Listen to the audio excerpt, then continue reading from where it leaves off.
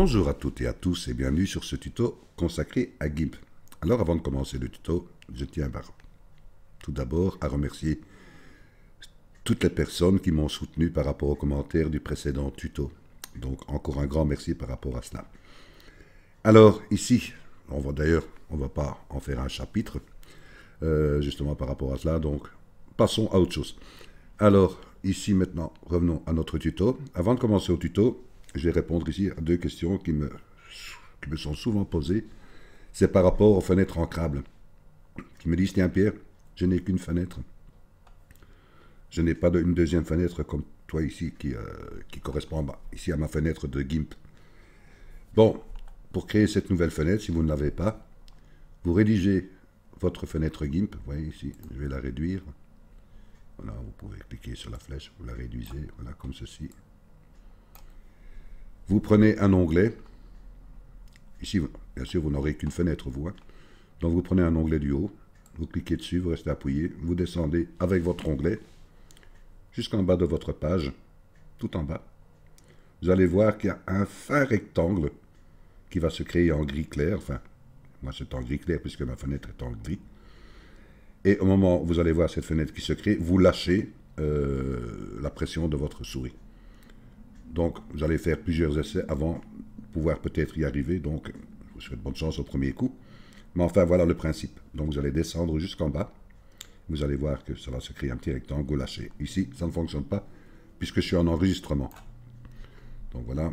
Une fois que vous allez avoir un de vos onglets qui est du haut, que vous allez établir vers le bas, que votre fenêtre s'est ouverte, vous créez d'autres onglets en faisant ajouter un onglet et ainsi de suite. Et ainsi que de suite que celui-là du haut que vous avez tiré vers le bas. Donc ici, je vais recréer mon onglet que j'ai ajouté un onglet et c'est historique d'annulation. Voilà. Une fois que ceci est fait, vous rétablissez votre fenêtre. Voilà. Alors la deuxième question aussi, c'est par rapport, bien sûr, au thème de la fenêtre de GIMP. Ici, c'est en dark. Il y a des gens qui me disent, tiens, comment changer les icônes, la couleur de l'interface, ainsi de suite. Donc il suffit d'aller dans Édition, dans Préférences. Ça a été répété plusieurs fois dans les précédents tutos. Donc vous allez dans l'interface. Vous voyez, donc vous voyez ici Thème. Cliquez sur Thème. Vous voyez qu'il y a plusieurs possibilités, le dark, le gray. Si vous cliquez, ça va changer. Vous voyez. Swift Light, ça change. Oui, moi je reprends sur le dark, voilà. Ça va revenir. Ok, alors vous avez aussi le thème d'icône. Oui, moi je suis en Legacy. Vous pouvez faire en color. Ça prend un peu de temps, c'est assez bizarre. Je crois que ma connexion. Vous voyez ici, vous avez symbolique. Vous avez comme ceci. Moi, j'ai pris en Legacy. Et vous pouvez encore jouer, bien sûr, avec la taille de vos icônes. Vous faites des tests. Donc, une fois que vous avez, vous faites valider. Oui, ok, je fais valider. Voilà. Alors, revenons à notre tuto. Ici, c'est une personne qui m'a demandé, tiens, Pierre, j'ai voulu recréer un de tes tutos qui était le vieillissement d'une image. Et par rapport à cela, il fallait employer le filtre tissé. Donc c'est vrai qu'avec les anciens tutos, nous étions sur une ancienne version qui était de GIMP 2.8, je pense. Donc ça fonctionnait très bien. Et puis j'avais refait un tuto par rapport à cela, qui était sur cette image, qui était dans le GIMP 2.10.12, je pense. Oui. Où j'avais employé d'ailleurs le filtre tissé.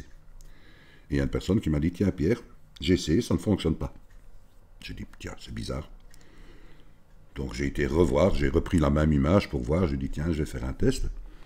Et ce filtre tissé était bien sûr dans Filtre, dans Artistique. Je viens. Et voyez, tissé. J'ai dit, ok, je vais le prendre. Une fenêtre va s'ouvrir, comme nous étions auparavant, dans le GIMP 2.10.12. J'ai dit, tiens, je vais tester, je vais valider.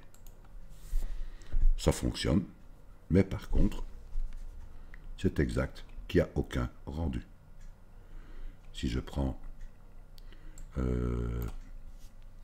mon image d'origine, je regarde dans mon image d'origine, il n'y a rien qui change par rapport à celle-ci. Je me dis, tiens, c'est assez bizarre. C'est vrai que les concepteurs ont-ils fait attention à ça? Donc voilà, je me dis, tiens. Comment pouvoir y remédier? Ben, soyons logiques. Je me dis, tiens, je vais aller voir dans les filtres. D'abord, je suis ici, voilà. Je vais faire dupliquer mon calque toujours. Voilà, et je travaille sur ma copie. Je me dis, tiens, je vais aller voir dans filtre. Je vais aller voir dans Gmic. Je dis, pas de panique, Pierre. Le tissé doit bien être quelque part. Et s'il n'existe pas dans le filtre amélioration, on va essayer de le créer autrement. Donc j'ai été ici dans GIMP, dans Gmic, et j'ai tapé Weave. Donc Weave, c'est bien sûr la traduction de tisser en anglais. Et vous voyez, au moment où je clique Weave, je vois qu'il y en a un qui se crée. J'ai dit, ah, ok, Eureka, cliquons dessus. Je me dis, oh là là, c'est quoi ça? Je me dis, tiens, je vais varier sur les valeurs. Qu'est-ce qui se passe si je fais ceci, si j'augmente? Ok, si j'augmente la densité. Qu'est-ce que c'est que ça? Je me dis, oh là là, Pierre. Si j'augmente le shading, je vois vraiment que il y a du tissé qui commence à se créer en fait. Vous voyez? Je dis oui, mais c'est pas le but, je parviens pas à l'avoir. Donc j'ai fait des tests ici par rapport à ça. C'est vraiment pas tellement le rendu. Mais enfin, ça peut être utile pour autre chose. Je me dis, tiens. Et je n'ai qu'une possibilité qui s'affiche en cherchant le mode Weave, c'est-à-dire tisser. Je dis, ok, je vais annuler. Puis je me suis souvenu, je me dis qu'il y avait un filtre qui était repris, qui parvenait à travailler sur certaines textures. Je me dis, tiens, je vais aller voir. J'étais dans filtre, j'étais dans artistique, et j'étais ici dans GIMP impressionniste. Voyez. Je me souvenais que par rapport à cela, on pouvait travailler sur certaines textures. Donc j'ai été voir, j'ai cliqué dessus. Alors qu'est-ce qui se passe? Vous avez plusieurs éléments, vous voyez ici, et à chaque élément, vous avez une texture qui est liée. Vous voyez. Vous dites par exemple, et j'ai regardé, et qu'est-ce que je vois? Je vois Weave. Je dis, ah ben voilà, je dis Pierre, il ne faut plus chercher. Donc, si je clique ici, Weave, et je garde en papier, vous voyez, mais ici, il ne marque par défaut. Donc, je fais dans Weave, je vais l'appliquer pour aller voir mon papier qui est attribué par rapport à ma sélection. Donc, je fais appliquer, et je fais mettre à jour. Vous voyez ici, il donne un rendu. Et je vais voir le papier. Il me donne celui-là, ok. J'ai dit, je vais faire un test. Et je fais valider. Je me dis, oh là là. Et je regarde ce qui se passe. Oui, j'ai une forme de tissé, vous voyez, qui se donne. J'ai dit, on arrive dans le bon. Naturellement, c'est très flouté. Une fois que vous avez ceci, ben, il suffit de travailler un peu avec les modes. Donc, je vais ici faire superposer. Voyez. Donc, j'arrive bien dans le mode tisser. Je dis, ben voilà, Pierre, on a trouvé. Mais naturellement, c'est quand on s'aperçoit, du rendu, ben, il est très faible. D'accord? Vous êtes d'accord avec moi? Et je peux aussi jouer avec une autre nuance qui est, au lieu de superposer, je vais faire lumière douce. Voyez. Atténuer un peu cette agressivité. Je vais me dire, ouais. Ok, je vais essayer de faire autrement. Je vais supprimer celui-là. Je vais doubler mon image de départ. Je suis retourné dans Filtre. Je fais réafficher ma boîte de notre filtre. Je vais rechercher, je peux réinitialiser bien sûr. Je vais rechercher Weave, je l'applique, je fais une mise à jour, je vais dans le papier et je dis tiens, je vais augmenter le relief. Voilà. J'avais les tailles aussi hein, ici, vous voyez. Faites plein de tests. Je vais vous montrer par rapport à ce que j'ai trouvé. Hein. Donc je dis OK. Je reviens dans le papier. Si vous prenez en compte votre motif, toujours bien mettre à jour une fois que vous allez chercher un autre élément. Sinon, elle ne prend pas en considération. D'accord? Donc je fais valider. Je fais un test. Ah, ça change encore, vous voyez. Donc je fais un test. Et je fais lumière douce. Oui, je me dis, oui, c'est pas encore ça. J'ai dit, ok, je ferme, je duplique, je reviens en arrière. Et je me suis dit, tiens, allons essayer autre chose. Et je fais réafficher. Je vous montre, hein. Comme ça vous avez la possibilité de le faire aussi. Je me suis dit, ok, je vais retourner dans Weave parce que je suis buté, parce que j'ai dit, c'est ça qu'il faut. Je fais appliquer. Je fais mettre à jour. Oui, il change parce que bon, on a fait plusieurs essais auparavant. Je suis dans les papiers et je me dis, tiens, j'ai essayé d'autres papiers. Puis je vois à un certain moment, ici, Struck. Je dis, ah ben voilà. Voilà une texture de tissé. J'ai dit, je vais augmenter, bien sûr, son relief d'office et je vais valider. On commence à venir dans quelque chose de plus raisonnable. Vous voyez? Donc je fais un test ici, normal, et je fais lumière douce. Vous voyez, on arrive vraiment dans le tissé. Je dis OK, allons chercher plus loin. Je ferme, je duplique mon image. Voilà. Je reviens un peu en arrière. Je suis retourné dans filtre, réafficher ma boîte. Voilà ma boîte qui s'ouvre. Et je me suis dit, tiens, je vais réinitialiser.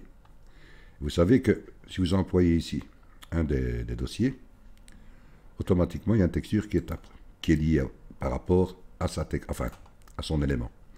Et j'ai pris, tiens, je vais faire Applique Canva. Et je fais appliquer. Et au moment où je vais dans le papier, je vois qu'il met d'office ici son élément. J'ai dit, tiens, je vais pousser à fond cet élément-ci, vous voyez. Je fais valider. J'ai dit, on arrive à peu près dans le même sens que nous avions travaillé auparavant. Et je fais, bien sûr, lumière douce. J'ai dit, ah, on arrive. J'ai dit, je fais peut-être un dernier essai. Je reviens ici. Je retourne dans Filtre. Réafficher. Je fais réinitialiser, bien sûr. Je refais de nouveau mon appli Canvas. Je fais appliquer. Je fais mettre à jour. Je retourne dans papier. Je me suis dit, tiens, je vais le mettre ici. C'est tous des tests que j'ai fait. Et j'ai dit, je vais faire une superposition. Vous voyez? Comme je ne vais pas chercher un autre élément ici, que ce soit dans les brosses orientation de taille, ça vous pourrez le faire vous, pour faire plein de petits tests par après. Si vous allez dans un autre, après avoir choisi ici, superposer, vous mettez bien sûr chaque fois mettre à jour quand vous allez dans un autre dossier. Une fois que moi je prends celui-ci en dernier, ben, je ne fais pas mettre à jour, je vais simplement le valider. Donc, je fais un test. Je vois que ça s'accentue. Je dis OK, je refais CTRL Z pour revenir en arrière. Je refais réafficher la boîte. Je refais réinitialiser. Je reprends mon appli Canva. Je fais appliquer, mettre à jour. Je viens dans papier. Je mets tout à fond. Je fais superposition. Je fais valider. Là, vous voyez qu'on a pris. On arrive maintenant directement dans quelque chose de beaucoup plus intense. Et là, vous pouvez bien sûr travailler avec lumière douce. Vous voyez? Vous commencez à voir maintenant ici le mode tissé. S'il n'est pas assez fort, ben vous dupliquez. Vous voyez? Vous pouvez encore jouer, bien sûr, avec ces opacités de l'un ou de l'autre. Vous voyez? Voilà, c'est une des façons que j'ai pu trouver pour voir ce mode tissé. Ça peut être important. Faites plein d'essais quand vous allez dans votre fenêtre filtre qui affiche Gimpressionniste. Faites plein d'essais avec les brosses, les orientations, les tailles. Voilà, c'est le but parce qu'il y en a tellement. Donc, vous voyez, ça dépend aussi de ce que vous allez choisir.